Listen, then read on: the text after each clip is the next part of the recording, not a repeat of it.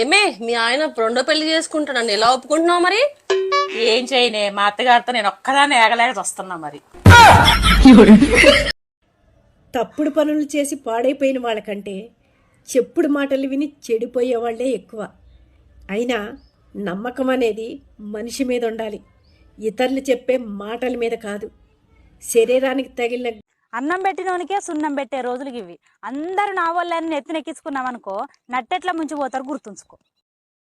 దేవుణ్ణి ఏ వరం కోరుకున్నావమ్మా? మళ్లీ జన్మంటూ ఉంటే జీవితాంతో అమ్మా నాన్నలతో కలిసి ఉంటే అదృష్టాన్ని ప్రసాదించమని. బుజ్జి, శ్రావణ మాసం వస్తుంది కదా, నీకు సారీ కొనమంటావా లేదా డ్రెస్ కొనమంటావా? నాదేముందండి, మీకేది ఉతకడానికి ఈజీగా ఉంటే అదే కొనండి. పోయిన సంవత్సరమే కదా మీ అబ్బాయికి పెళ్లి చేసావు. మీ ఆయనకి ఈ వయసులో రెండో పెళ్లి చెయ్యాలని ఎందుకు సంబంధాలు వెతుకుతాను?